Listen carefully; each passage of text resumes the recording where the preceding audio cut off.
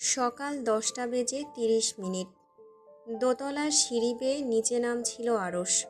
Drop shoulder T শার্টের জায়গায় জায়গায় ভাঁজ পড়ে আছে, চুলগুলো উস্কো খুস্কো ভঙ্গিতে পড়ে আছে কপালের উপর। আরশ দুই হাত উপরের দিকে তুলে ঘাড় চেপে ধরে, দুই পাশে মাথা ঘোরাতেই মটমট করে শব্দ হয়। কাঁধ একপাশে কাত করে নিচে নামতে নামতে লিপি বেগমকে উদ্দেশ্য করে হাঁক ছোড়ে, মাম্মা, নাস্তা দাও। হেলাল সাহেব ড্রয়িং রুমে বসে ম্যাগাজিন পড়ছিলেন। আরশের গলার আওয়াজ শুনে গোল গোল চোখে সামনে তাকান, মৃদু কণ্ঠে জিজ্ঞেস করলেন, কখন এসেছো? আরশ ডাইনিংয়ের দিকে যেতে যেতে থেমে যায়, আবার পেছন ফিরে এসে বসে হেলাল সাহেবের সামনের কাউচে। আরাম করে বসে ধীরে সুস্থে সালাম দেয় হেলাল সাহেবকে। তারপর উত্তর করে প্রশ্নের, জি, গতকাল রাতে এসেছি। হেলাল সাহেব মাথা নাড়ালেন, তারপর আবার জিজ্ঞেস করলেন, অনিকাকে নিয়ে আসুনি? আরশ কপালে ভাঁজ ফেলল, মনে করার জন্য মাথায় চাপ প্রয়োগ করল। মনে মনে ভাবল, অনিকাটা আবার কে? কিন্তু অনিকা নামক কারোর সন্ধান নিজের মস্তিষ্কে খুঁজে পেল না। তাই ভ্রুকুচকে অবহেলা নিয়ে হেলাল সাহেবকে জিজ্ঞেস করল, অনিকাকে? হেলাল সাহেব আঁতকে ওঠেন, এই ছেলে বলে কি, অনিকাকে চেনে না? আরশ তখনও প্রশ্নাত্মক চাহনি নিয়ে বাবার দিকে তাকিয়ে আছে। হেলাল সাহেব গর্জে ওঠার মতো করে বলে উঠলেন, অনিকাকে চেনো না মানে কি? সেদিন তো বলে দিলাম ওকে সাথে নিয়ে আসতে। আরশ বিটকেল মার্কা একটা হাসি দেয়, ভ্রুক্ষেপহীন গলায় জানতে চায়, বলেছিলেন, মনে পড়ছে না কেন? হেলাল সাহেব ঠাট্টার স্বরে বলে উঠলেন, এসব মনে থাকবে কেন? মনে থাকবে তো ওই মেয়ের কথা। আরশ হেলাল সাহেবকে শেষের কথা মিনমিন করে বলতে দেখে জিজ্ঞেস করে, পাপা, কি মিনমিন করছেন? হেলাল সাহেব কিছুই বললেন না। তারপর তীক্ষ্ণ গলায় জিজ্ঞেস করেন, এতদিন তাহলে কোথায় ছিলে? আরশ নির্বিকার কণ্ঠে উত্তর দেয়, ব্রাহ্মণবাড়িয়া। হেলাল সাহেবের কপালে 3টা গাঢ় ভাঁজ পড়ে। তিনি শুধু পারছেন না আরশকে ধরে দুটো লাগিয়ে দিতে। শ্বাস ফেলে নিজেকে শান্ত করার চেষ্টা করলেন। এসির পাওয়ার বাড়িয়ে দিয়ে শান্ত কণ্ঠে বললেন, সেটা আমি জানি, কিন্তু কোথায় থেকেছ এতদিন? আরশ নিজের থুতুনিতে হাত বোলায়, ঠোঁটে ঠোঁট চেপে ধরতেই গালের মাঝ বরাবর ছোট্ট একটা গর্তের সৃষ্টি হলো। পুরুষালী পুরো কণ্ঠে উত্তর করে, হোটেলে। ছোট্ট করে উত্তর করল, যাতে হেলাল সাহেব আর কোনো প্রকার প্রশ্নের তীর তার দিকে ছুঁড়ে দিতে না পারেন। কিন্তু হেলাল সাহেব তো থেমে যাওয়ার লোক নয়। পরপর আবার জিজ্ঞেস করলেন, তাহলে এতদিন কি করছিলে? ঘুরেছি ফিরেছি, খেয়েছি ঘুমিয়েছি, ঝটপট উত্তর দিয়ে মুখ বন্ধ করে নিল আরশ। হেলাল সাহেব বিরস কণ্ঠে বললেন, ওখানে গিয়ে ওদের সাথে কন্ট্যাক্ট করেছ? প্রয়োজন বোধ মনে করিনি। হেলাল সাহেব ফুঁস করে শ্বাস ফেললেন, মুখ বারবার সংকুচিত প্রসারিত করলেন। আরশ তীক্ষ্ণ চোখে দেখল বাবার মুখ সংযত রাখার ক্ষীণ চেষ্টা। হাত তুলে ডাইনিংয়ের দিকে ইশারা করে অতিষ্ঠ গলায় বললেন, আমার সামনে থেকে যাও এক্ষুনি তুমি, মাথা গরম করো না, তোমার মুখ দেখেই রাগ উঠছে। আরশ অবিলম্বে উঠে দাঁড়ালো, জিহ্বা দিয়ে গাল ঠেলে নিয়ে ব্যগ্রতার সাথে বলল, তো আমি কি মরে যাচ্ছি আপনার সামনে থাকার জন্য? আজব তো। হেলাল সাহেব আরশের কথা শুনে ভেংচি কাটলেন। বাচ্চাদের মতো আরশকে ভেঙিয়ে বললেন, আমি জানতাম তোমরা দুজন দেশে আসতেই নিজেদের রং পাল্টে ফেলবে, আর তাই হলো। একজন তো এসেই দেখানো শুরু করেছে, আর এখন তুমি দেখাচ্ছ। আরশ হেলাল সাহেবের কোনো কথা না শোনার ভঙ্গি করে চলে গেল ডাইনিংয়ের দিকে। ক্লিন শেভ করা ধারালো থুতুনিতে হাত বোলাতে বোলাতে কিছু একটা ভেবে ঠোঁট বাঁকিয়ে হাসল। যার ক্ষীণ রেখা হিসেবে ঠোঁটের একটু উপরে সুতো পরিমাণ গর্তের সৃষ্টি হলো। ঝর্ণা বেগম নিজের রুমের জিনিসপত্র গুছিয়ে রাখছিলেন। বাহির থেকে ঠুক ঠুক শব্দ করে আসতেই হাত থেমে গেল ওনার। সোজা হয়ে দাঁড়িয়ে মাথায় ওড়না পেঁচিয়ে নিলেন সুন্দরভাবে। মাথা নিচু করে গিয়ে দরজার নব ঘোরাতেই দরজা খুলে গেল।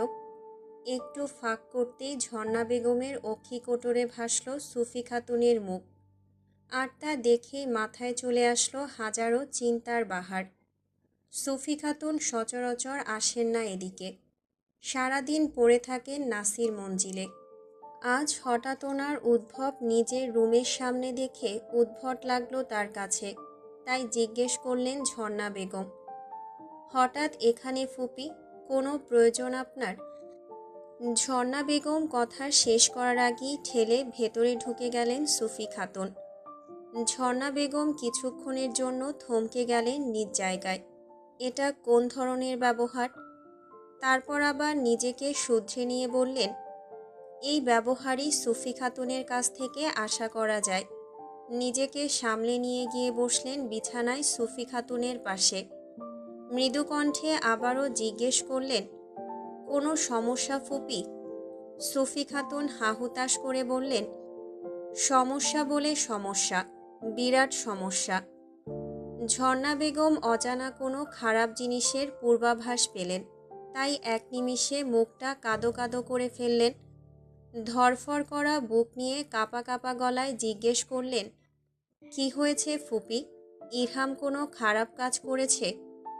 সুফি খাতুন মায়া নিয়ে তাকালেন ঝর্ণা বেগমের দিকে। মাথায় হাত বুলিয়ে দিয়ে অত্যন্ত দুঃখী কণ্ঠে বললেন, খারাপ বলে খারাপ, একেবারে জঘন্য খারাপ কাজ করেছে। ঝর্ণা বেগমের শ্বাস আটকে আসলো গলার কাছে, শুধু বাকি ডুকরে কেঁদে ওঠার। সুফি খাতুন তখনও মাথায় হাত বুলিয়ে দিচ্ছেন ঝর্ণার। মায়াময় চোখে তাকিয়ে ভাবছেন, আহারে বেচারি, কি নির্মল হৃদয়। আর ছেলেটা কি করল? একটা বেয়াদব মেয়েকে নিজের জন্য পছন্দ করল। ঝর্ণা বেগম তখনও নির্বাক, কথা বলার ভাষা খুঁজে পাচ্ছেন না। চোখ থেকে পানি মুছে নিয়ে জিজ্ঞেস করলেন, মেয়ে সংঘটিত বিষয়? সুফি খাতুন উপর নিচ মাথা নাড়ালেন। ঝর্ণা বেগম বিষাদ নিজের ভেতর চেপে নিয়ে জিজ্ঞেস করলেন, মেয়েটাকে আমি কি জানি? সুফি খাতুনের মুখটা বিরস হয়ে গেল। উপর নিচ মাথা নাড়িয়ে জানালেন, ঝর্ণা বেগম মেয়েটাকে চেনে। ঝর্ণা বেগম সচকিত চোখে তাকিয়ে থাকলেন। নিজ মনে ভাবতে লাগলেন কে? সুফি খাতুন তখনই উজ্জ্বল বদনে আধার নামিয়ে উত্তর দিলেন, নুসরাত। ঝর্ণা বেগমের চোখ মুখ কুঁচকে গেল। কপালের মধ্যে পড়ল অস্বাভাবিক রকমের ভাঁজ। এতক্ষণের করা হাহুতাশ কান্না থেমে গিয়ে মুখ দিয়ে বের হয়ে আসলো, নুসরাত। রাস্তার মধ্যে চিৎপটাং হয়ে বসে আছে নুসরাত। ইরহাম কি একটা কাজে গিয়েছে। কিয়ৎকাল কাটার পর আশেপাশে কারোর সাক্ষাৎ না পেয়ে উঠে দাঁড়ালো শ্যামবর্ণের মেয়েটা।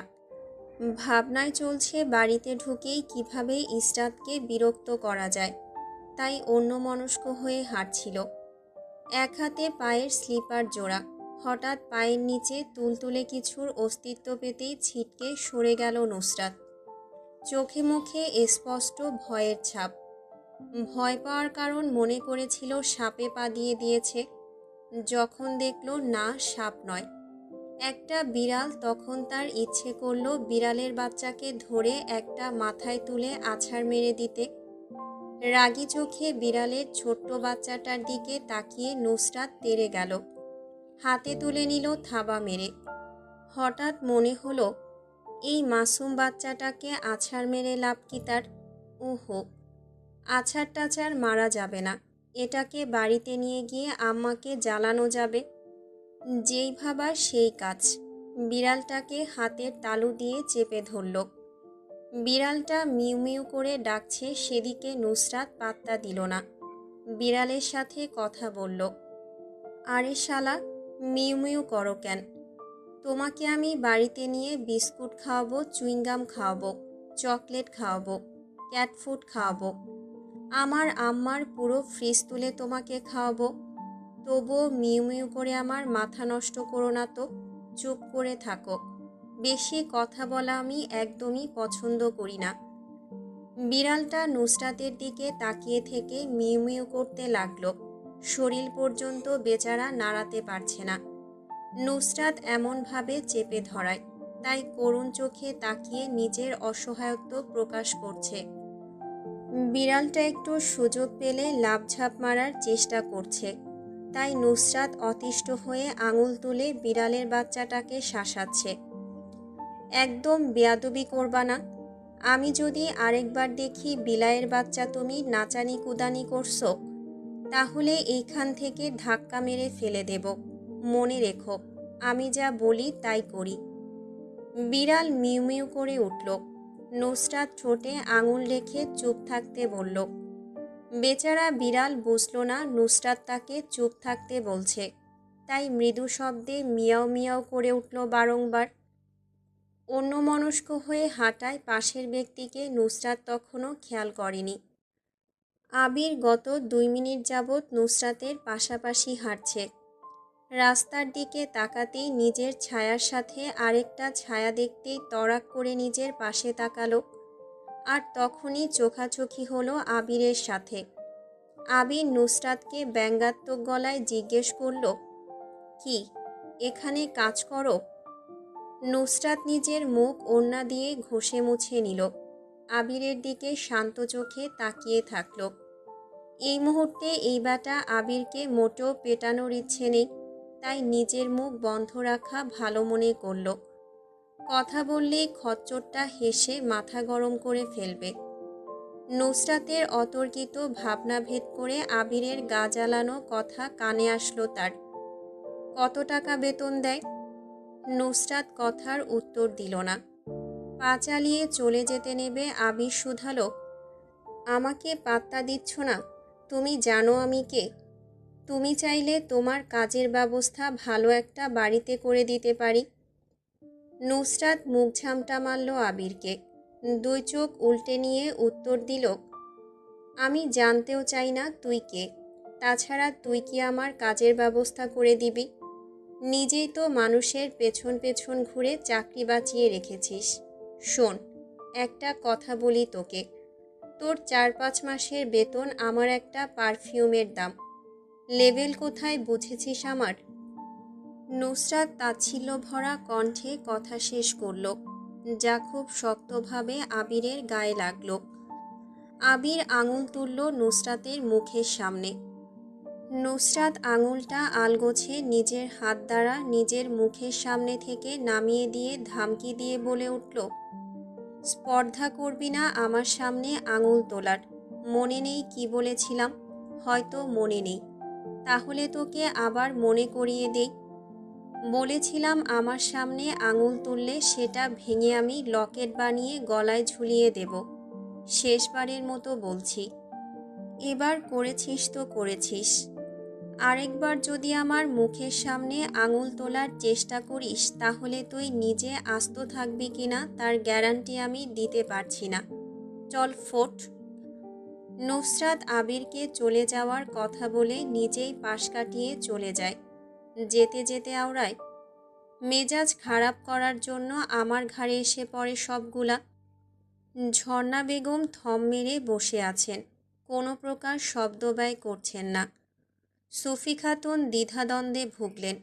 মনে করলেন বেয়াদব মেয়েটার নাম শুনে হয়তো বেচারি এত বড় শোক নিতে পারেনি, তাই মনে হয় বড় আঘাত পেয়ে হার্ট অ্যাটাক করেছে।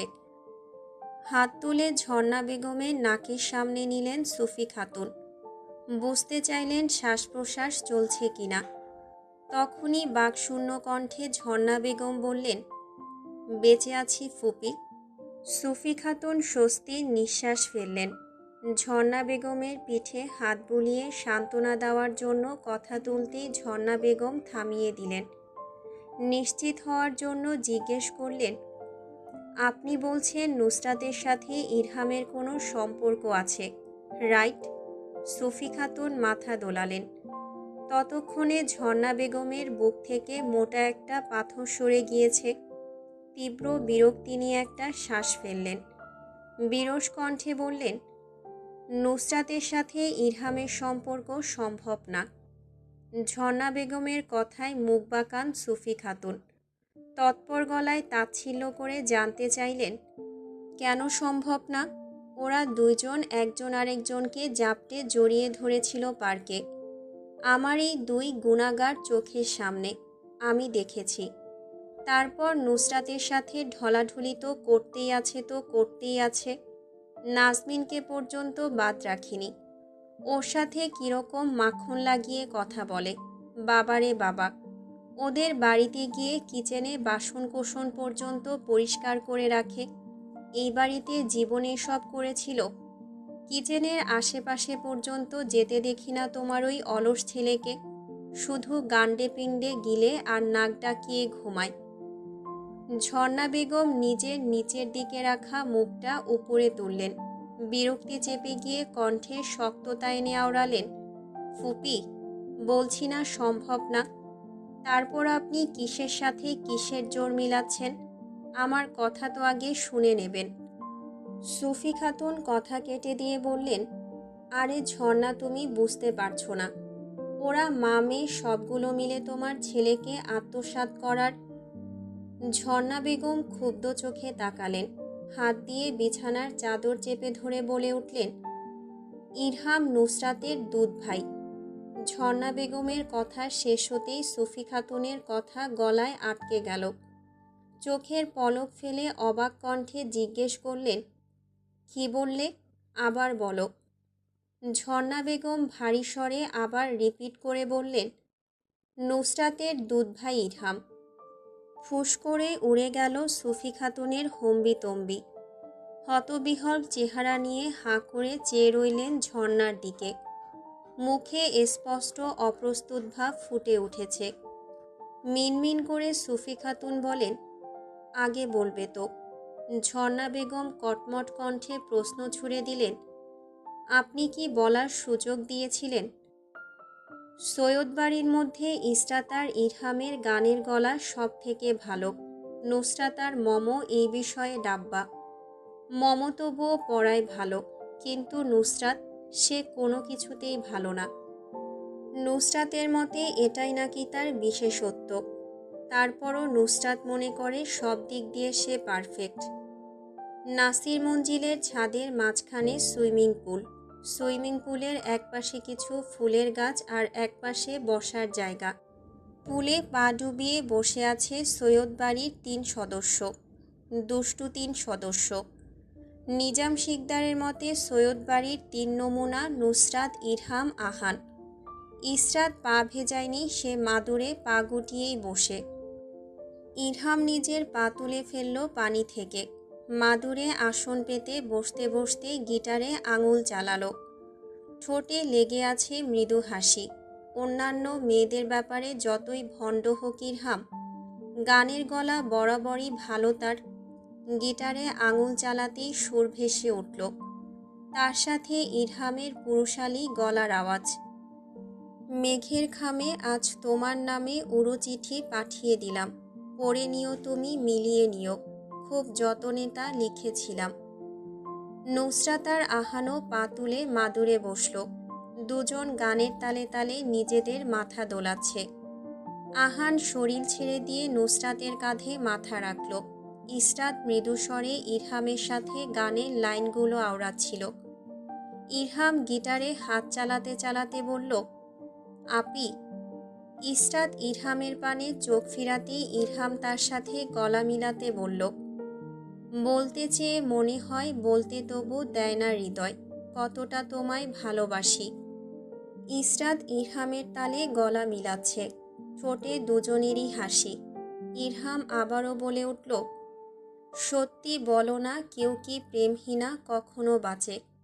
নুসরাত আর আহান দুজন দুজনের দিকে নিষ্পাপ ভঙ্গিতে চেয়ে ফিসফিস করে আওড়ালো, আমরা দুজন তো প্রেমহীনাই বেঁচে আছি।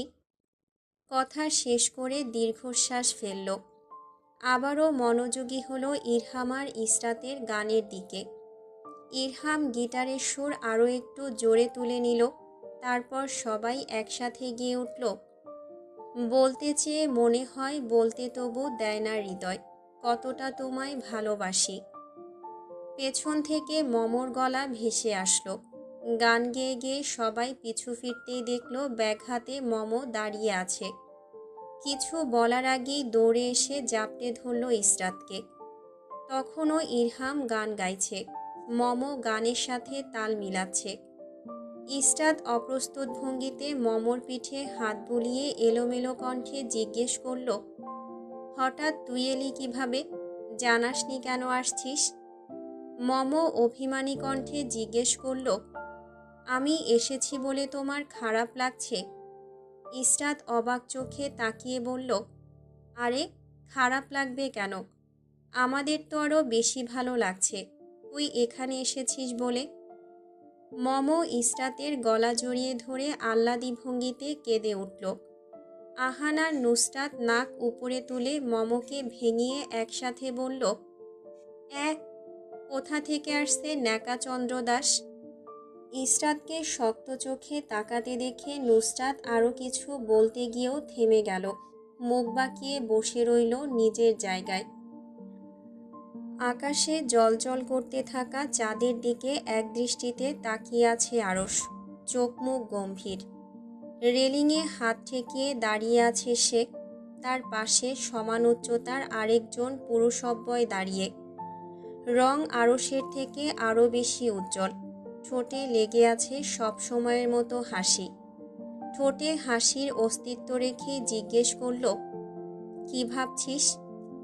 আরশ রেলিং শক্ত করে হাতের তালুতে চেপে ধরে বলে ওঠে, ভাবছি একটা মানুষ কতটুকু নির্লজ্জ হলে একদিন আগে যার শহর থেকে ফিরে এসেছি সেই মানুষটা আবার আমার বাড়িতে চলে আসে। মাহাদির ঠোঁট বাঁকায় আরশের কথায়। বেতের সোফায় আরাম করে বসে বলে ওঠে, তা আমিও ভাবছি। এখন বল, সত্যি সত্যি কি ভাবছিস? আরশ চুপচাপ দাঁড়িয়ে থাকে, কথার উত্তর দেয় না। চোখ তার পাশের ডুপ্লেক্স বাড়িটার দিকে। আলো অনেক আগেই নিভানো হয়েছে। বাড়িটার আলো অনেক আগে নিভানো হলেও উপরের তলা থেকে এখনও ঠুকঠুক শব্দ আসছে, যা এত জোরে হচ্ছে যে এখানে দাঁড়ানো আরশের কানে স্পষ্ট লাগছে। সন্দেহের নজরে সেদিকে তাকিয়ে থেকে পকেট থেকে ফোন বের করল সে। মোবাইলে ফিঙ্গারপ্রিন্ট দিতেই খুলে যায় লক। অতপর কল লিস্টে ঢুকে মনোযোগ দিয়ে অনেক খোঁজাখুঁজির পর একটা নাম্বার খুঁজে পায় সবার শেষে। একদম তলানিতে নাম্বারটা পড়ে আছে। চোখের সামনে ঝাপসা দেখতেই চশমা হাত দ্বারা পরিষ্কার করার চেষ্টা করে। হাতের সংস্পর্শে চশমার গ্লাস পরিষ্কার হওয়ার বদলে আরও বেশি ঘোলাটে বর্ণ ধারণ করে। আরশ চোখ থেকে বিরক্ত ভঙ্গিতে চশমা খুলে টেবিলে রাখে। কল লাগায় বের করে নিয়ে আসা নম্বরটিতে। প্রথমবার রিং হতে হতে কেটে যায়, দ্বিতীয়বারও তাই। তৃতীয়বার গিয়ে কল পিক হয়। আরশ ধমক দিতে গিয়ে থমকে যায় কিছু সেকেন্ডের জন্য। ফোনের ওপাশ থেকে ঘুম ঘুম মেয়ে কণ্ঠে জিজ্ঞেস করছে, হ্যালো, কে? আরশ এক মুহূর্তের জন্য মেয়েটার ভয়েস শুনে থামে। নিজের পৃথিবী নিজের কাছে ঘোলাটে লাগে। তারপর চোখ ঝাপটে নিজেকে সামলে নিয়ে গম্ভীর কণ্ঠে বলে ওঠে, বেয়াদব, হ্যালো কি? সালাম দে আগে। ফোন ধরে আগে সালাম দিতে হয় জানিস না তুই? নুসরাত বিরক্তিতে মুখ কুঁচকে ফেলে।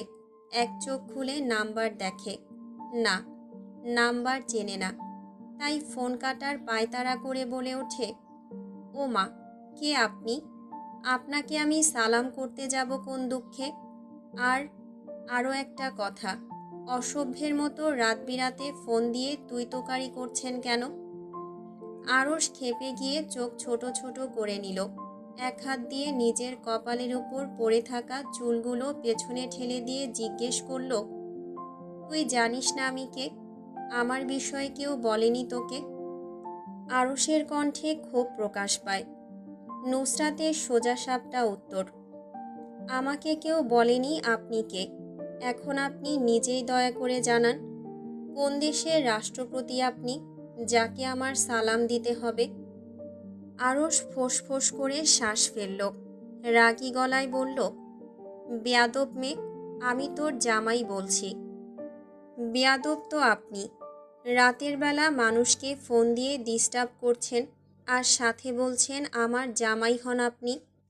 একটা কথা কান খুলে শুনে রাখুন মিস্টার, আমি বিবাহিত না, পিওর সিঙ্গেল। আমার কোনো জামাই টামাই নাই, যেইগুলা ছিল সবগুলা ছোটবেলায় মইরা গেছে। নুসরাত কথাটা শেষ করেই আরশের মুখের উপর ফোন কেটে দিল। আরশ দ্বিতীয়বার ফোন দিতেই এক মহিলা কণ্ঠ বলে ওঠে, এই মুহূর্তে সংযোগ দেওয়া সম্ভব না, the number is busy now. Arsh রাগে কটমট করতে করতে আওড়ায়, how fucking dare she cut my call. আরশের এরূপ হিসিয়ে চিৎকার করা দেখে মাহাদি হাসল।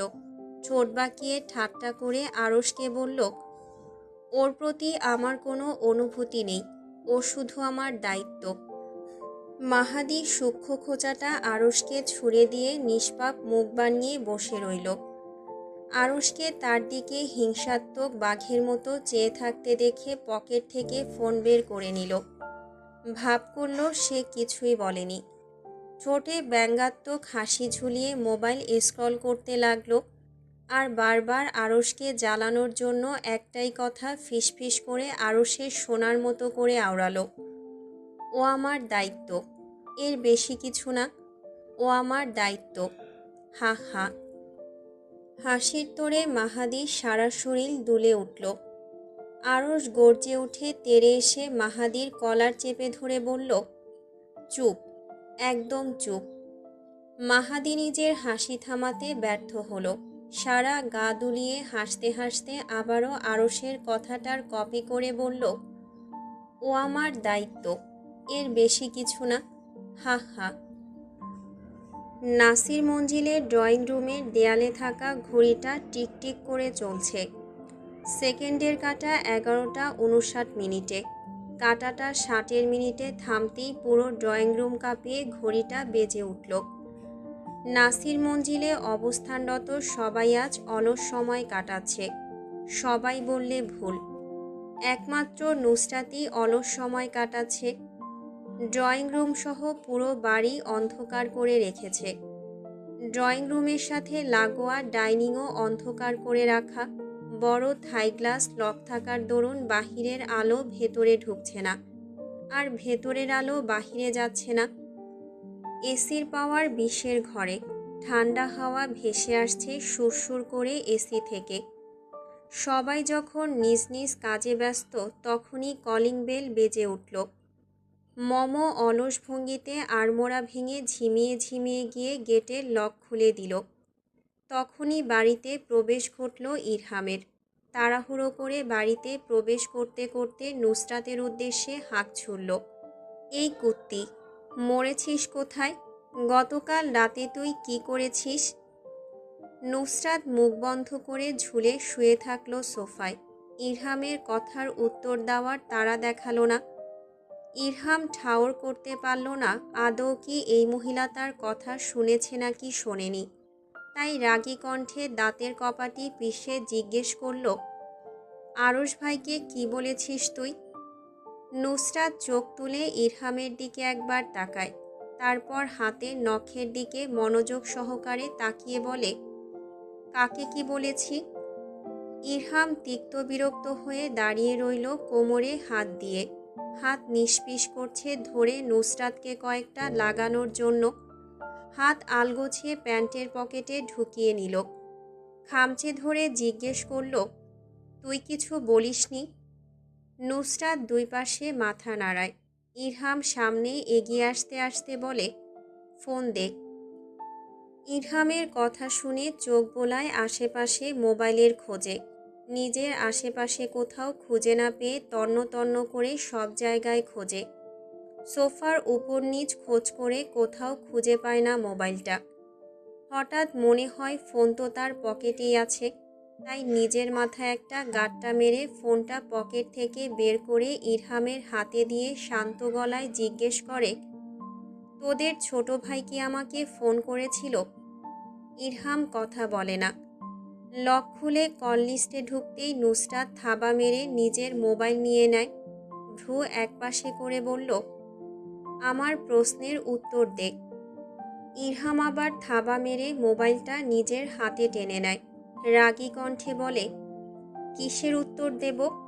নুসরাত কর্কশ কণ্ঠে শুধায়, তুই বলবি না তোর ছোট ভাইয়ের কি হয়েছে? ইরহাম দাঁতে দাঁত পিষে বলে ওঠে, জ্বর এসেছে। নুসরাত গোল গোল চোখে তাকায় ইরহামের দিকে। হতবিহ্বল কণ্ঠে জিজ্ঞেস করে, জ্বর আসলো কিভাবে? ইরহাম নুসরাতের মাথায় গাঁটটা মারে। রাগী কণ্ঠে বলে ওঠে, তুই গতকাল রাতে ভাইয়াকে কি বলেছিস? মাহাদি ভাইয়া বলেছে তোর উল্টাপাল্টা কথা শুনে আরশ ভাইয়ের জ্বর চলে এসেছে। নুসরাত মাথা চুলকে মনে করার চেষ্টা করে, আদৌ কি কোনো ভাই তাকে ফোন দিয়েছিল? মাথা থেকে বের হয়ে গেছে ঘুমের জন্য তার। মাথায় চাপ দিতেই আকস্মিক গতকাল রাতে নিজের করা ঘুমের ঘোরে সকল কথা এক নিমিষেই মনে পড়ে গেল। মনে মনে জিভ কাটল। উপরে স্বাভাবিক থাকার চেষ্টা করে মাথা চুলকালো বোকাদের মতো। দাঁত কেলিয়ে হেসে মিথ্যে বলল ইরহামের নিকট, আসলে ভুলে গেছি। ইরহাম নুসরাতের মোবাইল টেবিলের উপর রেখে দেয়। নুসরাত গা ঘেঁষে বসতে বসতে এমনি প্রশ্ন ছুড়ে দেয়, তোর এমন কি কথা শুনে আজ সকালে ভাইয়ার জ্বর চলে এসেছে? নুসরাত মাথা নাড়ালো। ইরহাম চোখের পলক ফেলে নুসরাতের দিকে মাথা ঘোরায়। গাল চেপে ধরে রাগী কণ্ঠে বলে ওঠে, মনে করার চেষ্টা কর কি বলেছিলি। নুসরাতের মুখ ফসকে না চাইতেও বের হয়ে আসে, বলেছি জামাই ছোটবেলায় মরে গেছে।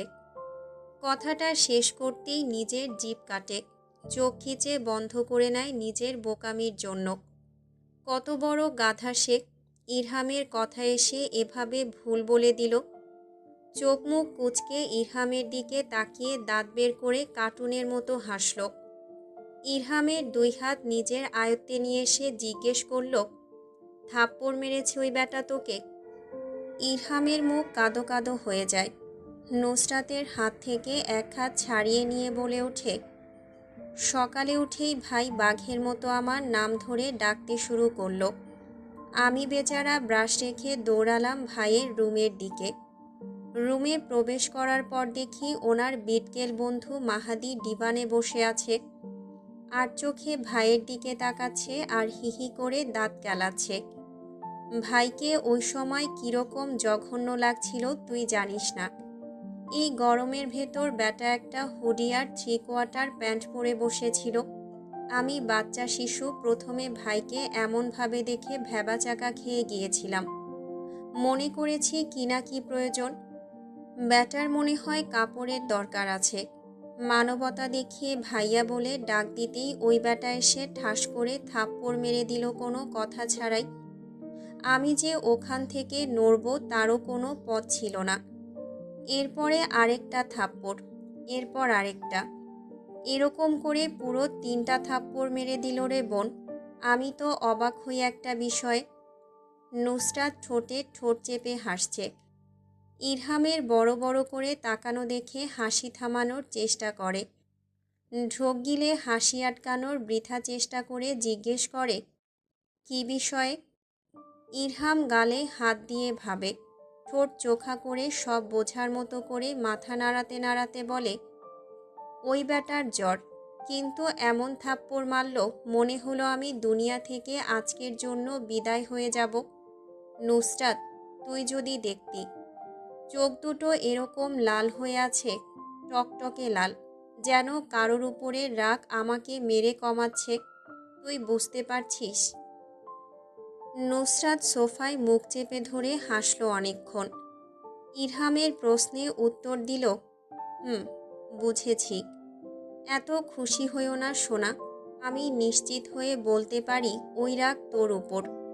সামনে পেলে ধপাস ধপাস করে তোরেই টসটসে গালে দেবে। নুসরাতের হাসি থেমে গেল। মুখ পাংশুটে বর্ণের করে উঠে বসল। এর মধ্যেই নাজমিন বেগম উপস্থিত হলেন ডাইনিংয়ে। টেবিলের উপর আপেলের পিস রাখতে রাখতে বললেন, মমো, ইরহাম, খেয়ে নাও। ইরহাম লাফ দিয়ে আসতে আসতে বলে, ওহে সুইটহার্ট, এভাবে বললে নিজের জান তোমার জন্য হাজির করব। নাজমিন বেগম ঠোঁট এলিয়ে হাসলেন। চেয়ার টেনে দিতে দিতে মমো এসে উপস্থিত হলো। ইসরাত ল্যাপটপ হাতে নিয়ে কিছু একটা করছিল। সবাইকে আসতে দেখে সে নিজেও এগিয়ে আসলো। চেয়ারে বসতে বসতে ইরহামের উদ্দেশ্যে জিজ্ঞেস করল, অবস্থা কি তোর? ইরহাম আবেগে আপ্লুত হয়ে গেল। শার্টের হাতা দিয়ে চোখ মোছার ভাব করে নাক টেনে বলল, আর বলো না আপু, আমার গাল। পরের কথা বলার আগেই মমো চিমটি কাটল। চোখ দিয়ে ইশারা করে দেখালো নাজমিন বেগমকে। সতর্কতা দিয়ে বলল, কোনো রকম উল্টাপাল্টা কথা না বলতে। ইরহাম মাথা নাড়ালো উপর নিচ। বুঝেছে সে। নাজমিন বেগম তখনও অধীর আগ্রহে দাঁড়িয়ে আছেন ইরহামের কথা শোনার জন্য। ইরহামকে চুপ করতে দেখে জিজ্ঞেস করলেন, কি বলছিলে আব্বু? কথা শেষ করো। ইরহাম অপ্রস্তুত ভঙ্গিতে হাসল। ঠোঁট টেনে নির্বিকার চিত্তে বলল, তেমন ইম্পর্ট্যান্ট কিছু না। নাজমিন বেগম আচ্ছা বলে চলে গেলেন কিচেনে। তখনই মমো ইরহামের মাথায় গাঁটটা মারল। ইরহাম রাগী চোখে মমোর দিকে তাকাতেই মমো ভেঙচি কাটল। ইরহাম ইসরাতের কাছে নালিশ করল, আপু দেখছো, এরা আমার ছোট হয়ে কিভাবে আমার উপর পুরুষ নির্যাতন করে। ইসরাত মাথা নাড়ায় হ্যাঁ ভঙ্গিতে। সে দেখেছে এরা কিভাবে নির্যাতন করছে তার উপর। ইরহাম কিরমির করে বলল, ধুর, তুমি কিছু বলছো না কেন এদের? ইসরাত অবাক কণ্ঠে ইরহামের নিকট জিজ্ঞেস করে, কি বলবো আমি? ইরহাম আপেলের পিস সবগুলো একসাথে নিজের মুখের ভেতর ঢুকিয়ে নাসির মঞ্জিলের দরজা দিয়ে বের হতে হতে বলে, এই বাড়িতে কেউ আমায় ভালোবাসে না, আর থাকবই না এখানে, চলে যাচ্ছি। আজ বিকেলে আর একবার আসবো শেষবারের মতো, তারপর আরও 700 বার এসে আর আসবো না। নুসরাতের পিঠে ধূপধাপ নাজমিন বেগমের হাতের থাপ্পড় পড়েছে কিছু মুহূর্ত আগে। পিঠে মার পড়ার কারণও আছে জুৎসই। কোথা থেকে বিড়াল ধরে এনে রেখেছিল নিজের রুমে, সেই বিড়াল পুরো রুমে বমি করে ভাসিয়েছে। নাজমিন বেগম একটু আগে ইসরাতের রুমে যাওয়ার সময় এই রুমের ভেতর থেকে বিড়ালের শব্দ পেয়েছিলেন। দরজা খুলে রুমের অবস্থা করুণ দেখতেই 360 ডিগ্রি অ্যাঙ্গেলে ঘুরে গেল মেজাজ। রাগী কণ্ঠে নুসরাতকে জিজ্ঞাসাবাদ করতেই সদর্পে স্বীকার করল বিড়াল সে নিয়ে এসেছে, তাও গর্বের সাথে। নাজমিন বেগম রাগী কণ্ঠে জিজ্ঞেস করলেন, এই বিড়ালের বাচ্চা কেন নিয়ে এসেছিস? নুসরাত নাজমিন বেগমের ভুল শুধরে দিয়ে বলল, বিড়াল না আম্মা, ওকে বিড়ালজি না হয় বন্দুকজি বলো। নুসরাতের কথা শুনেই নাজমিন বেগমের মেজাজ বিগড়ে গেল। হাত আর থামাতে পারলেন না। হাত তুলে তেড়ে এসে কারোর কিছু বুঝে ওঠার আগেই পিঠের মাঝ বরাবর ধূপধাপ কয়েকটা পড়ল নুসরাতের। আর তখন থেকে মুখ ফুলিয়ে ঘুরছে বাড়িতে। অনেকক্ষণ ঘোরার পর যখন দেখল কেউ পাত্তা দিচ্ছে না তাকে, তখন বাড়ির বাহিরে বের হয়ে আসলো। বাগানের উল্টো পাশে গ্যারেজ, সেখানে চোখ পড়তেই দুটো কালো রঙের মার্সিডিস রাখা দেখল। সেদিক থেকে চোখ সরাতেই চোখে পড়ল নিজের অতি প্রিয় জিক্সার SF 150 বাইক। গ্যারেজের দিকে আলগোছে পা বাড়ালো নুসরাত। ইরহামকে মেসেজ করল, বের হ শালা, আজ আমি আর তুই বাইক রাইডে যাব। মেসেজ পাঠানোর সাথে সাথেই সিন হয়ে গেল। উত্তর আসলো, আচ্ছা আসছি বস। গ্যারেজের গেট উপরের দিকে টান দিতেই ক্যাচ ক্যাচ শব্দ হলো। বোঝাই গেল অনেক দিন পুরনো হওয়ায় জং ধরেছে তাতে। ঠোঁটে ঠোঁট চেপে ভয়ার্ত চোখে বাড়ির মেইন ডোরের দিকে সতর্ক দৃষ্টি ফেলল। না, কেউ নেই। ধীরে সুস্থে গেট খুলে গ্যারেজে ঢুকে টেনে বের করে নিয়ে আসলো নিজের অতি প্রিয় বাইক। বাইক নিয়ে যখন নাসির মঞ্জিলের ফটকের বাহিরে বের হলো তখনও খেয়াল করলো না তীক্ষ্ণ চোখে আরশ তার দিকে চেয়ে আছে এক মনে। নুসরাতের দিকে চোখ রেখে দোতলার রেলিংয়ে নিজের বলিষ্ঠ হাত জোড়া চেপে ধরে। সদর্পে টান টান করে রাখা শরীর সামান্য বাঁকিয়ে নেয়। মাথা কাত করে যতক্ষণ ইরহামা নুসরাতকে দেখা যায় ততক্ষণ সেই রাস্তার পানে তাকিয়ে থাকে। আরশের গতকাল রাতে জ্বর হওয়ার জন্য নাক মুখ চোখ লাল হয়ে আছে। ঠোঁটে অদ্ভুত বলিরেখার হাসি। পুরুষালী ধারানো ক্লিনশেপ থুতুনিতে হাত বোলাতে বোলাতে আরশ রহস্যময় হাসে। বিড়বিড় করে আওড়ায়, মিসেস আরশ, নিজেকে কিভাবে বাঁচাবেন আমার হাত থেকে? অলস দুপুর। অবসন্ন চোখ মুখ নিয়ে মম বের হয়েছে নাসির মঞ্জিল থেকে। রোদ গাঢ়ভাবে পড়লেও রাস্তার আশপাশ শেষ রাতের বৃষ্টির দরুন স্যাঁতসেঁতে হয়ে আছে। তাই একটু বুঝে শুনে পা ফেলতে হচ্ছে বাহিরে। একটু ভালো স্বাস্থ্য হওয়ার জন্য বৃষ্টি পড়ে থাকা জায়গা পার হতে বেগ পোহাতে হচ্ছে মেয়েটার। মাথা থেকে ওড়না পড়তেই মাথায় আবার ওড়নাটা টেনে নেয়। অন্যমনস্ক হাঁটার দরুন পাশ কেটে যাওয়া বাইককে খেয়াল করেনি মম। আর তখনই ঘটে অঘটন। বাইক ওভার স্পিডে থাকার কারণে রাস্তার গর্তে জমে থাকা বৃষ্টির সকল পানি ছিটকে এসে পড়ে মেয়েটার গায়ে। নোংরা পানির সংস্পর্শে মমর সারা শরীর ভিজে যায়। কাদা পানি শরীরের বিভিন্ন খোলা অংশে লাগতেই রিরি করে ওঠে বস্ত্রবিহীন জায়গাগুলো। রাগে দুঃখে ইচ্ছে করল মমর হাত পা ছুঁড়ে মাটিতে বসে পড়তে। আর তো 2 পা গেলেই সৈয়দ বাড়ি, আর এখনই এই বাইক এসে ভিজিয়ে যেতে হলো। মম সেই বাইকের দিকে তাকিয়ে চিৎকার করে বলে ওঠে, রামছাগলের বাচ্চা, তুই কি চাকরির ইন্টারভিউ দিতে যাচ্ছিস যে এরকম বাজপাখিন্নায় বাইক উড়িয়ে নিয়ে যাচ্ছিস? আজ যদি মামুনিরা আমাকে নিয়ে হাসে তাহলে তোকে আমি জিন্দা পুঁতে ফেলব। মমর ভাবতেই কান্না এলো মামুনিরা সবাই একসাথে মিলে তাকে নিয়ে হাসবে। বলবে, কিরে মম, এইটুকু রাস্তা আসতে তুই এভাবে কাদায় গড়াগড়ি খেয়ে নিলি? রাগে ধূপধাপ পা ফেলে সৈয়দ বাড়ির গেটে পা দিয়ে লাথি দিতে লাগলো। নিজের অসহনীয় রাগ গেটের উপর মিটাতে চাইল। দুটো লাথি দিতেই গেট খুলে গেল। উপর নিচ নাচিয়ে চোখের পানি কুর্তির হাতার মধ্যে মুছে নাক টানতে টানতে ভেতরে প্রবেশ করল।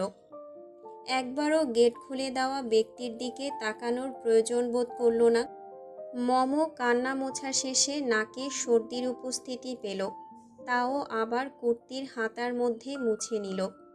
শটান হয়ে দাঁড়ানো মাহাদি নিঃশব্দে হেসে উঠল মমর কাণ্ডে। বাড়ির বাহিরে বের হতে হতে বিড়বিড়ালো সে, স্ট্রেঞ্জ। মানুষের এলোমেলো পদচারণা। একপাশে চায়ের দোকানে লোক সমাগম কথা বলছে।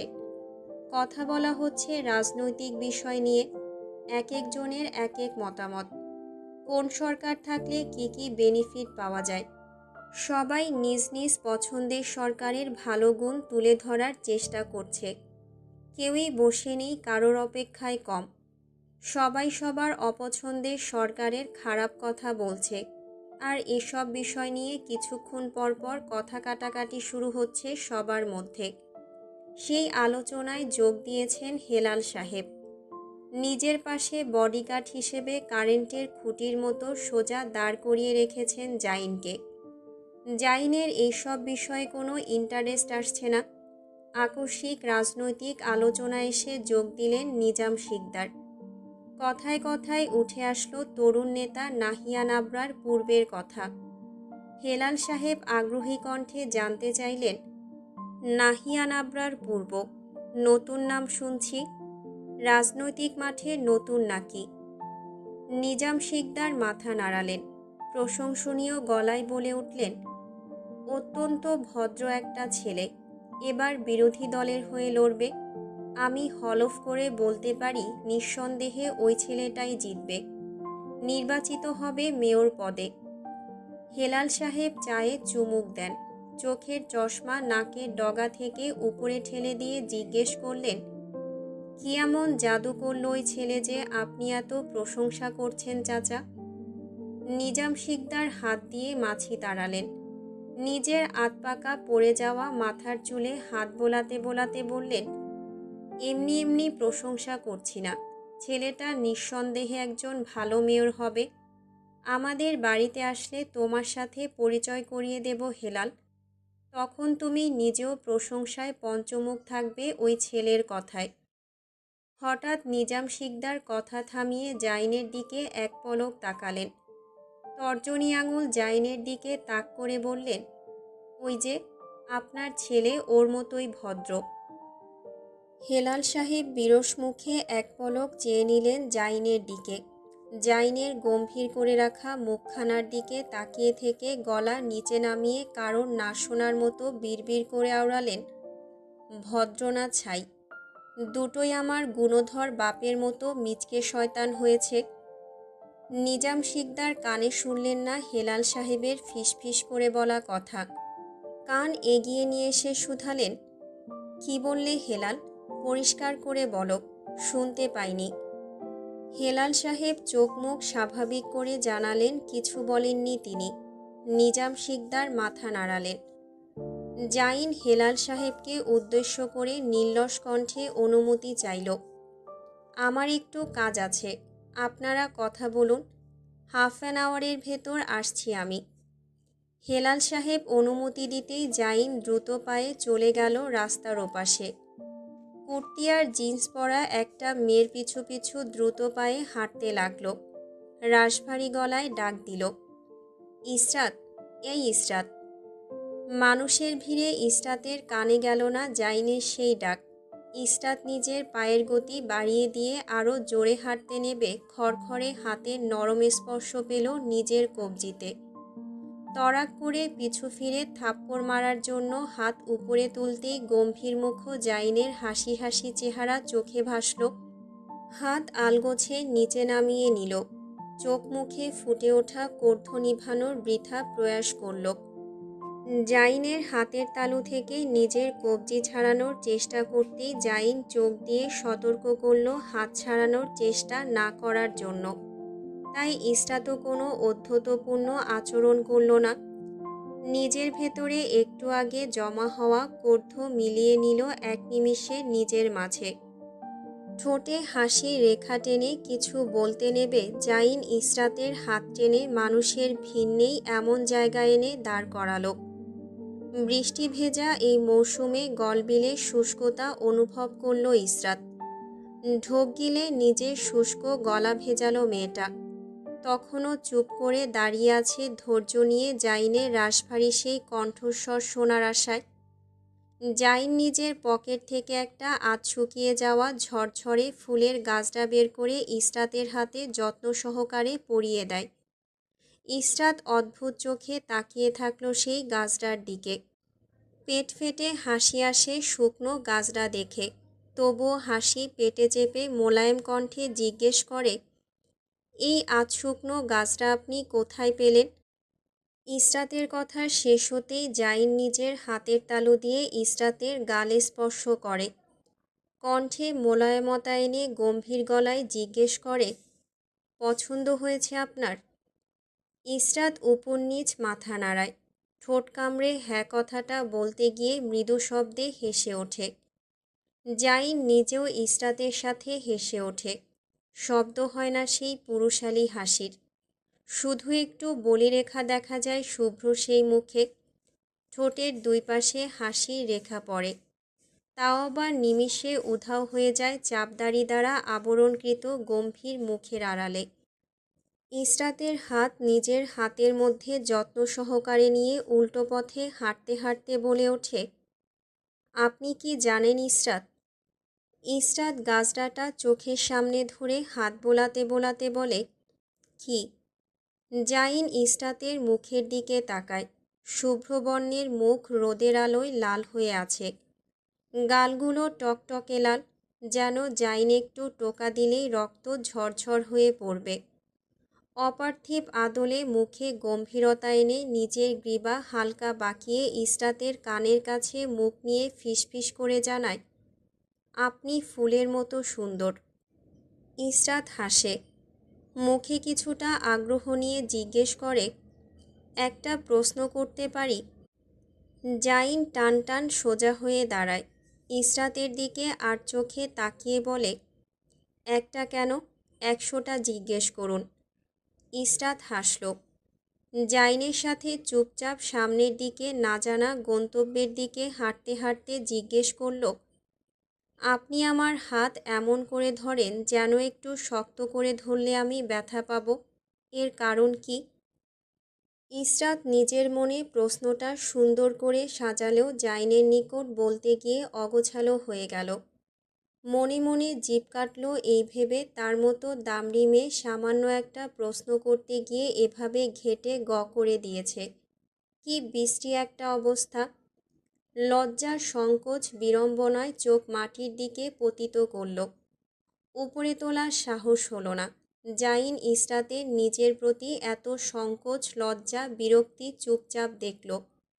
একমনে অবলোকন করল মেয়েলি সেই নীরবতা।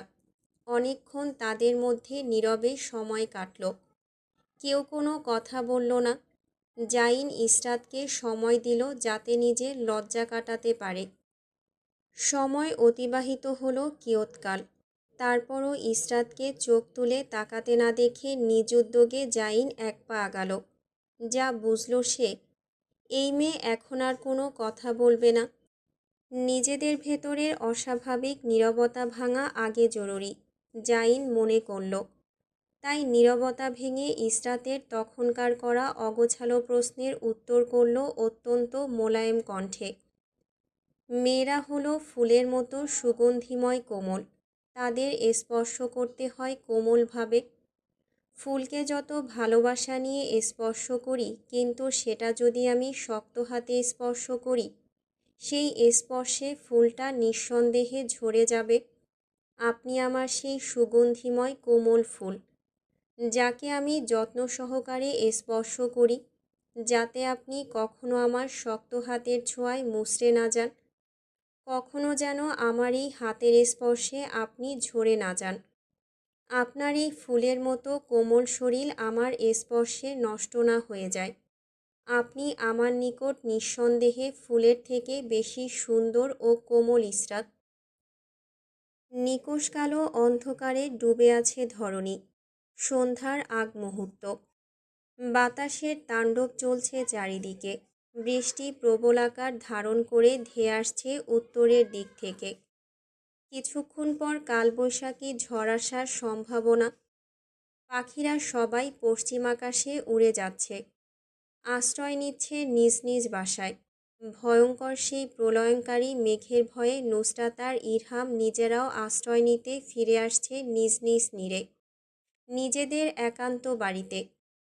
নুসরাত কলিং বেলে চাপ দিতেই গেট আজ খুলে গেল। বোঝাই গেল অধীর আগ্রহে কেউ বসেছিল নুসরাতের বাড়ি ফিরে আসার অপেক্ষায়। নিজের থেকে 10 মণ ভারী বাইকটা টেনে বাড়ির ভেতর প্রবেশ করাতে নুসরাতের বেগ পোহাতে হলো অনেক। কয়েকবার ব্যাগি প্যান্টের সাথে পা বেঁধে উল্টে পড়ে নিতে নিতে নিজেকে সামলালো। বাইক টেনে ভেতরে প্রবেশ করতেই রাশভারী কণ্ঠে আরশ বলে উঠল, সৈয়দা নুসরাত নাসির, কোথায় ছিলেন? নুসরাত বাইকের সাথে ধস্তাধস্তি করতে করতে অন্যমনস্ক হয়ে উত্তর দিল, ইরহামের সাথে। আরশ এগিয়ে আসতে আসতে দুই পাশে মাথা নাড়ালো। ঠোঁট কামড়ে ধরতেই ঠোঁটের উপরে সেই ছোট্ট সুতো পরিমাণ গর্তের সৃষ্টি হলো। একইভাবে গালের একপাশে গর্ত হয়। চোখ ছোট ছোট করে সূক্ষ্ম করে অবলোকন করে সামনে দাঁড়িয়ে থাকা বাইকের উপর খ্যাচখ্যাচে হওয়া মেজাজের রমণীকে। নুসরাত বাইকের দিকে রাগী চোখে তাকিয়ে একটা লাথি মেরে সামনে চোখ ফেরাতেই চোখাচোখি হয় আরশের সাথে। চোখে মুখে ফুটে ওঠে অস্বাভাবিক ভয়। হঠাৎ এভাবে আরশের সাথে দেখা হবে ভাবিনি হয়তোবা। ঠোঁটে ঠোঁট চেপে আলগোছে পাশ কাটাতে চায় আরশকে। আরশ কবজি চেপে ধরে থামিয়ে দেয় নুসরাতকে। নুসরাতের হুডির ক্যাপ অন্য হাত দিয়ে মাথা থেকে নামিয়ে দিতেই মেয়েলি মুখটা বের হয়ে আসে। আরশ ঠোঁট বাঁকিয়ে হেসে নিজের মুখ নুসরাতের কানের কাছে নিল। ফিসফিস করে আওড়ালো, মিসেস আরশ, আবারও দেখা হয়ে ভালো লাগলো। নুসরাত আরশের দিকে কিছুটা মাথা কাত করতেই নাকের সাথে নাকের স্পর্শ লাগলো। বাতাসের সাথে সুরসুর করে নাকে এসে লাগলো পুরুষালী ব্ল্যাকবেরি অ্যান্ড বেই পারফিউমের স্নিগ্ধ সেই ঘ্রাণ। পারফিউমের মাতাল করা সেই সুবাস নাক চিরে প্রবেশ করে ভেতরে। আরশ নিজের বলিষ্ঠ দুই হাত দিয়ে নুসরাতের খোপা করা চুলগুলো খুলে দেয় বাতাসে। মুক্ত বাতাসে পাখির ন্যায় উঠতে শুরু করে চুলগুলো। আরশ এবার নিজের দুই হাত প্যান্টের পকেটে পুরে নেয়, দাঁড়ায় টান টান হয়ে। গতকাল রাতে জ্বর আসার জন্য মুখ থেকে গরম নিঃশ্বাস বের হচ্ছে আরশের, তা আবার সরাসরি এসে নুসরাতের মুখে পড়ছে। সুঠামদেহী শরীরটা সোজা হতেই শরীরের আড়ালে ঢেকে যায় মেয়েলি দেহটা। আরশ চোখ নামায় নিচের দিকে, নিষ্প্রভ চোখে লক্ষ্য করে মেয়েলি মুখটা। নুসরাতকে উদ্দেশ্য করে গমগমে পুরুষালী গম্ভীর আওয়াজে বলে ওঠে, 13তম বিবাহবার্ষিকীর শুভেচ্ছা। 13টা উপহার নেবেন না মিসেস আরশ? নুসরাত চোখ তুলতেই সুঠামদেহী আরশকে নজরে পড়ে। আরশ নির্বিঘ্নে তার দিকে তাকিয়ে আছে, চোখে কোনো কিছু নেই। নিষ্প্রভ অনুভূতিহীন সেই দৃষ্টি। কালো মণির চোখগুলো রক্তের বলিরেখা জমে লাল হয়ে আছে সাদা অংশ। বোঝাই যাচ্ছে জ্বর ভালো করেই কাবু করেছে লোকটাকে। নুসরাত নিজেও সোজা হয়ে দাঁড়ায়। সুঠামদেহী পুরুষটার চোখে চোখ রেখে দাঁতে দাঁত পিষে কাঠখোট্টা গলায় প্রশ্নের উত্তর দেয়, উপহার দেওয়া হয় মানুষকে কিনে নেওয়ার জন্য, আর এমন কারোর জন্ম হয়নি যার সাধ্য বা সাহস আছে এই আমাকে কিনে নেবে। নুসরাতের ফিরিয়ে দেওয়া উত্তর আরশের মনোপুত হয়নি, তাই মুখে আরও একটু আধার নেমে আসে। দুজনের ভেতর নেমে আসে গম্ভীর পরিবেশ। নুসরাতের দিকে এগিয়ে আসতে আসতে আরশ বলে, হুম, সেটা কিভাবে হয়? আপনাকে তো উপহার নিতেই হবে।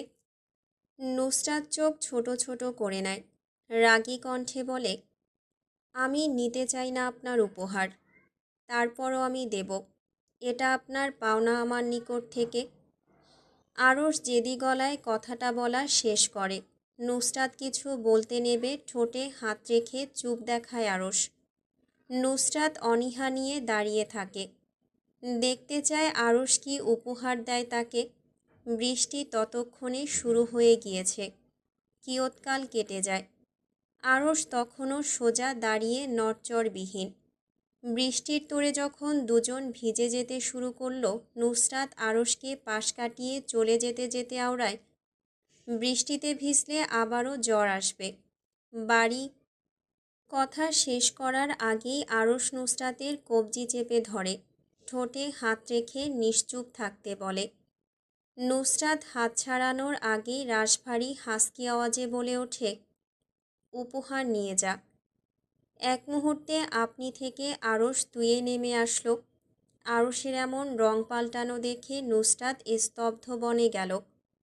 কপালে ভাঁজ ফেলে চোখ উপরে তুলে কিছু বলার জন্য মুখ খুলতেই বাগালে ঠাস ঠাস করে একসাথে 4টা থাপ্পড় পড়ল। নুসরাত কিছু বুঝে ওঠার আগেই আরও 2টো পড়ল, পরপর আরও 4টা। জীবনে প্রথমবার একসাথে এত থাপ্পড় খেয়ে নুসরাত জ্ঞান হারানোর জোগাড়। নিজেকে সামলানোর আগেই মাথা ঘুরে উঠল। পুরো পৃথিবী তার নিকট শূন্যে ভাসল। চোখ উল্টে পড়তে নেবে আরও শক্ত করে ধরল হাত দিয়ে। দাঁতে দাঁত চেপে নিজের ভেতরে সকল রাগ উগরে বের করে দিল থাপ্পড়ের উপর। নুসরাত মনে করল এবার বোধহয় থামবে, কিন্তু তাকে সম্পূর্ণ ভুল প্রমাণ করে দিয়ে পরপর আরও 3টা দাবাং মার্কা থাপ্পড় পড়ল। থাপ্পড়ের শক্ততা এত বেশি ছিল যে নুসরাত চোখ মুখ উল্টে নিল। এতক্ষণ যা হুঁশ ছিল তা হারিয়ে নিজের জায়গা থেকে টলে গেল। 2 পা পেছনে সরে পড়ে যেতে নেবে আরশ কোমর পেঁচিয়ে ধরল। 2 কদম এগিয়ে এসে নিজেদের ভেতরে ন্যূনতম দূরত্ব মিটিয়ে নিয়ে গ্রীবা বাঁকায় সামান্য। অর্ধজ্ঞান হারানো নুসরাতের ছেড়ে দেওয়া শরীর নিজের বুকের সাথে চেপে ধরে নিজের মুখ নামিয়ে নেয় নুসরাতের কানের কাছে। ফিসফিস করে বলে, কি বলেছিলাম, বেশি উড়বি না, ডানা কেটে ছাঁটাই করে রাখবো। শ্বাস ফেলল সামান্য, চোখের পলক ফেলে গম্ভীর কণ্ঠে আবার বলল, 13 বার মিথ্যে বলার শাস্তি 13টা থাপ্পড়। এইটুকুতে অর্ধজ্ঞান হয়ে গেলে পরে কি করবি? নুসরাত নিজেকে যথাসম্ভব সামলানোর চেষ্টা করে সোজা হয়ে দাঁড়ানোর চেষ্টা করল। আরশের হাতের বেষ্টনী থেকে নিজের কোমর ছাড়িয়ে নেয়। ঠোঁটে ঠোঁট চেপে হাঁপিয়ে যাওয়া কণ্ঠে বিড়বিড় করে আওড়ায়, দেখে নেব আপনাকে আরশ, ছাড়ব না আপনাকে আমি। আরশ চোয়াল শক্ত করে নেয়। হিসিয়ে বলে ওঠে, বেডরুমে আসিস, শার্টলেস দেখবি। নুসরাত 2 হাতের নখ আরশের কাঁধে দাবিয়ে দেয়। নিজের বোকামিতে নিজের উপর বিরক্ত হয় নুসরাত। ঘন ঘন শ্বাস টেনে ফেলে বাহিরে। গলার কাছে শ্বাস আটকে আছে। দাঁতে দাঁত পিষে বলে ওঠে, এই থাপ্পড়ের উচিত জবাব সময় মতো আমি ফিরিয়ে দেব আপনাকে। আপনার এই উপহার আমি সযত্নে তুলে রাখলাম আরশ। এবার আমার নিকট থেকে আপনার জন্য ধামাকাদার উপহার আসবে। Wait and see what I do, my beloved husband. Arsh মাথা কাত করে সামান্য। দুজন দুজনের পাশাপাশি দাঁড়িয়ে কিন্তু বিপরীতমুখী।